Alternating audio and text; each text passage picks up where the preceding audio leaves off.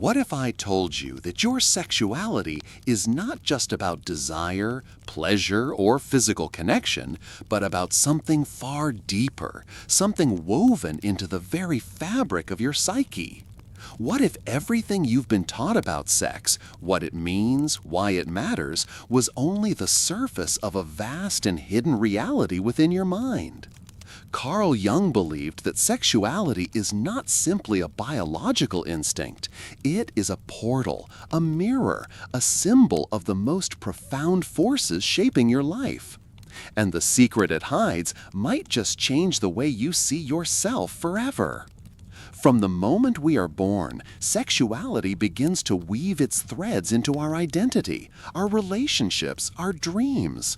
But for most of us, this power remains unconscious. We repress it, distort it, dress it in morality, or chase it blindly without understanding its true nature. And in doing so, we lose touch with a part of ourselves so vital that Jung considered it one of the primary keys to individuation, the process of becoming whole. Sexuality, in Jung's view, is not just about reproduction or pleasure. It is the energy of life itself, the raw, creative force that shapes our thoughts, our passions, our very sense of meaning. Yet here's the paradox. What we fail to integrate, we project. When we ignore or repress the sexual energy within us, it does not disappear. It hides in the shadows of our psyche, influencing us in ways we cannot see. It appears in our dreams, our fantasies, our obsessions. It leaks into our relationships, our ambitions, even our spiritual pursuits. Jung called this the shadow, the part of ourselves we deny, the truths we fear to face. And the sexual shadow is among the most powerful and dangerous because it is tied to some of our deepest instincts and desires. Ask yourself, how much of your behavior, your attractions, your conflicts, your guilt, comes from a part of you you've never truly examined? How much of your identity is shaped by cultural norms and inherited beliefs about what is acceptable, moral, or desirable? And beneath all that conditioning, what raw, unfiltered truths about your own sexuality have you buried so deep you've forgotten they even exist? Carl Jung believed that facing these truths is not optional. It is essential for psychological health and spiritual growth. To deny your sexuality is to deny a part of your soul. And when you deny the soul, it rebels. It speaks through anxiety, depression, compulsions. It whispers in your dreams and erupts in ways that shock you.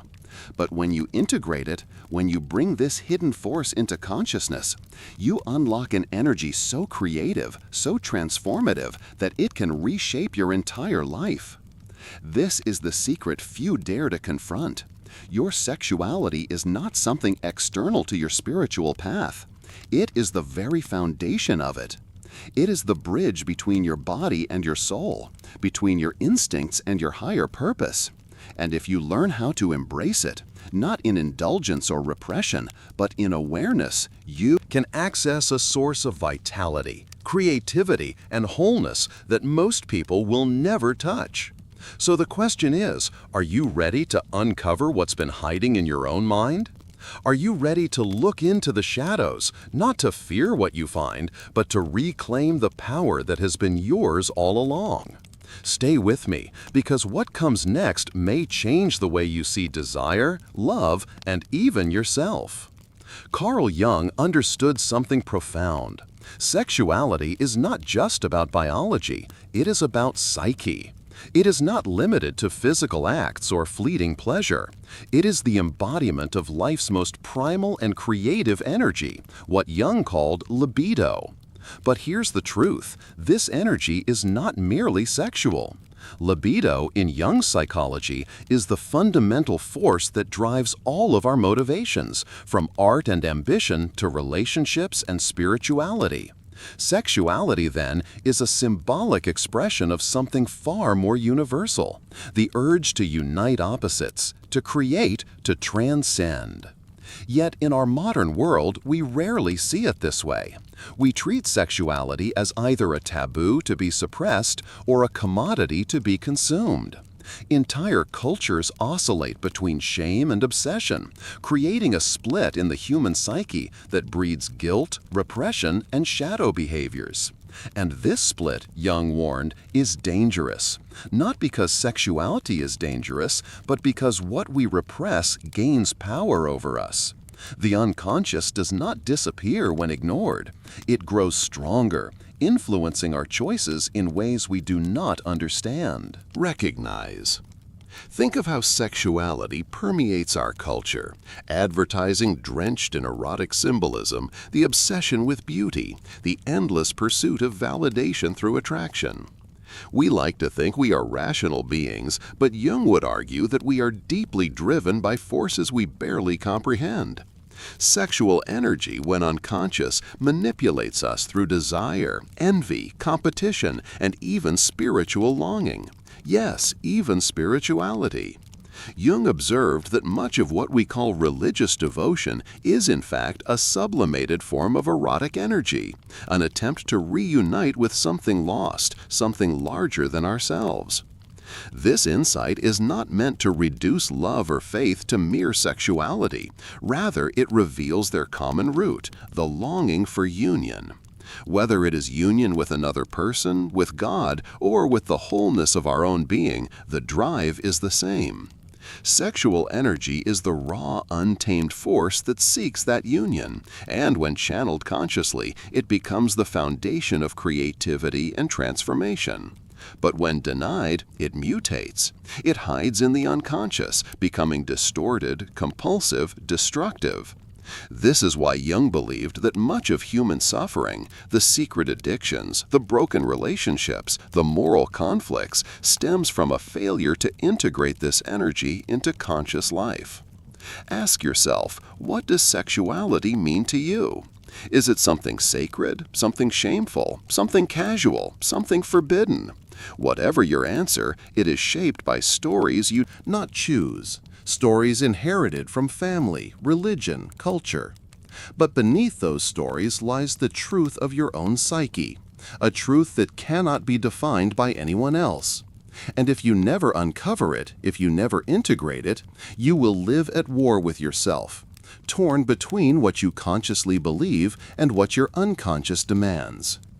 The sexual secret Jung spoke of is this: your desire is not just about pleasure, it is about power. Not power over others, but the power to create, to transform, to become whole. Every attraction, every fantasy, every longing carries a symbolic meaning, a message from the unconscious pointing towards something you need to reclaim. To ignore that message is to live in ignorance of your own depths. To listen to it is to begin the journey of individuation, the process of becoming who you truly are. What happens when we deny the most powerful force in our psyche? What happens when we take an energy as primal as sexuality and try to bury it under layers of morality, fear, and shame? Carl Jung's answer was clear. It does not disappear. It goes into the shadow. The shadow, in Jung's psychology, is everything we repress, deny, or refuse to acknowledge about ourselves. It is the dark basement of the mind where we hide impulses that conflict with our conscious self-image. And among these impulses, sexual energy is one of the most common and the most potent. From an early age, most of us are taught to fear or judge our sexuality. We are told it is dangerous, sinful, or dirty. Or, in the opposite extreme, we are told it is everything, that our worth depends on how desirable we are, how much we can indulge. Either way, the message creates a fracture in the psyche. We repress what we cannot accept, and the energy sinks below the surface. But the unconscious is not a graveyard, it is a furnace. What we bury there does not rot, it burns. It takes new forms. It appears in dreams, in compulsive behaviors, in sudden outbursts of desire or aggression we can't explain. It seeps into our relationships, making them battlegrounds for unconscious projections. We fall in love, convinced the other person is our savior, when in truth they are carrying the weight of everything we have not owned within ourselves. Jung called this anima and animus projection, the projection of our repressed feminine or masculine qualities onto others, which often turns passion into obsession and love into dependency.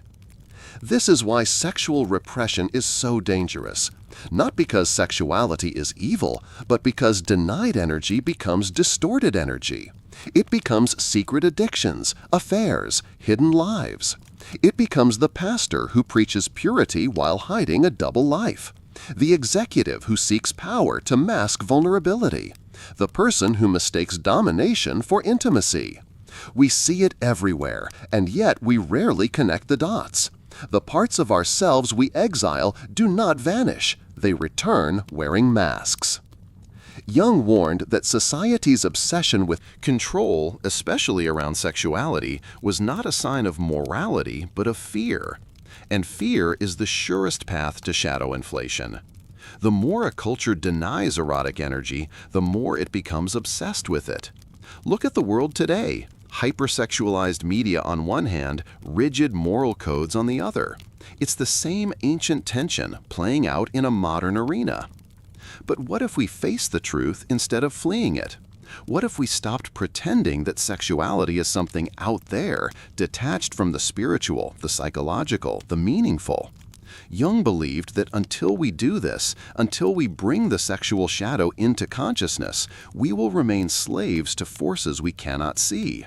Because the shadow is not evil, it is simply the unlived life. It is everything that wants to be integrated but cannot find a way. And integration begins with awareness, with the courage to look inward and ask, what am I hiding from myself? What parts of my desire have I labeled as shameful, when in truth they hold the key to my vitality? Until you ask those questions, the shadow will keep speaking through symptoms, through the relationships that fail for mysterious reasons, through the impulses you can't control, through the emptiness you try to fill with distractions. The sexual shadow is not your enemy, it is your teacher. And the lesson it offers is this: the energy you fear most is the energy you need most. If repression creates shadows, and shadows create suffering, then the path forward is not to destroy desire, but to integrate it.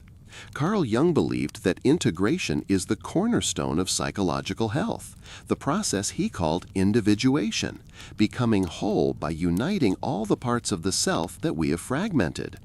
And among the most powerful forces to integrate is sexuality. Why? Because sexuality, when unconscious, controls us, but when conscious, it transforms us. To integrate sexual energy does not mean to indulge every impulse without restraint, nor does it mean to live in denial, pretending that these forces don't exist. It means something far deeper, to recognize that sexuality is symbolic, that it is the expression of life's creative principle moving through you. When you stop reducing it to mere physical gratification and begin to see its archetypal dimension, everything changes. Sexual energy becomes more than desire. It becomes libido as creativity, libido as the drive to unite, to give birth to ideas, art, love, even spiritual insight. Jung observed that when sexual energy is denied expression on its natural plane, it seeks expression on another. This is why some of the greatest works of art, literature, and philosophy were born from sublimation, not suppression, but transformation of erotic energy into higher forms. But to reach that level, you must first acknowledge the raw force within you without shame. You must look at your fantasies, your desires, your fears, and instead of condemning them, ask, what do they mean? What are they pointing to? Toward in my soul. This is where the real work begins, in the dialogue between your conscious mind and your unconscious depths. Because every sexual image in your dreams, every impulse that disturbs your peace, carries a message. It may not be literal, in fact, it rarely is. It is symbolic, pointing to a longing for connection, for integration, for something missing in your conscious life. When you interpret these messages, not with judgment, but with curiosity, you begin to reclaim pieces of yourself that have been exiled. And here is the paradox. When you integrate sexuality, you transcend it. Not in the sense of rejecting it, but in the sense of no longer being enslaved by it. You no longer swing between repression and obsession, between shame and indulgence. Instead, you stand in the center, where desire is neither enemy nor master, but a sacred energy flowing into every aspect of your life. This is the meaning of transformation. It is not about purity, it is about wholeness. Jung once said, "No tree, it is said, can grow to heaven unless its roots reach down to hell." Your sexual energy is part of those roots, the dark, fertile soil of the unconscious. To cut it off is to wither spiritually. To embrace it is to rise. This is why the greatest secret about sexuality is not about technique or performance.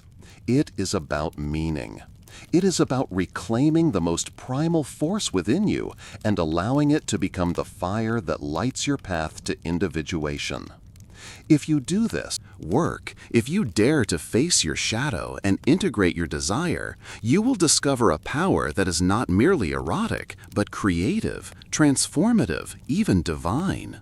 And in that moment, you will understand what Jung knew, that the journey into your own depths is not the end of life's mystery, it is the beginning. If you've made it this far, it means you are not afraid to ask the hard questions. You are not afraid to look into the parts of yourself most people spend their entire lives avoiding. And that is rare, that is powerful. Because what we explored today is not just an abstract theory, it is a living truth inside you. Sexual energy is not something to fear or worship blindly. It is something to understand, to honor, and to integrate. And when you do, it becomes a force of freedom rather than a chain of compulsion. But this is not the end of the journey, it's the first step. There is so much more to uncover about the hidden forces shaping your life. And if you want to keep exploring these profound ideas with us, now is the time to take action. Subscribe to this channel so you never miss a video that could change the way you see yourself and the world. If this message resonated with you, if it sparked questions or insights, hit the like button. It lets us know this content matters to you and helps it reach more people who need to hear it. And most importantly, join the conversation. Scroll down and leave a comment. What part of this video challenged you the most? What truth you uncover about yourself? Or maybe, what questions are you still wrestling with? Your voice matters.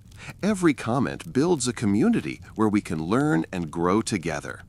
And if you know someone who needs to hear this, someone struggling with shame, desire, or self-understanding, share this video with them. You never know how much a single idea can transform a life. Thank you for being here, for listening deeply, for daring to look inward. The journey to wholeness is not easy, but it is worth it, and we are walking it together.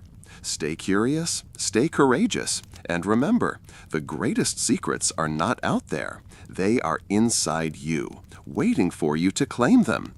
Until next time, take care, and I'll see you in the next video.